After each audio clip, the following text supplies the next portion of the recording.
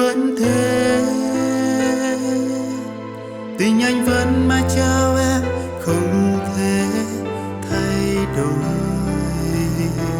Dù anh biết em không phải của ai, mà anh vẫn cố chấp yêu em. Đối với em đâu có nghĩ gì, thế mà anh vẫn giữ trong tim mình.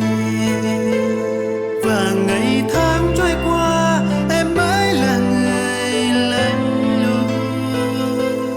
Khi anh thấy điều đó làm trái tim anh đớn đau,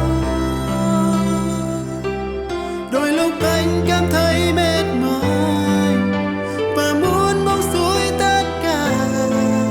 Thế mà ngược lại anh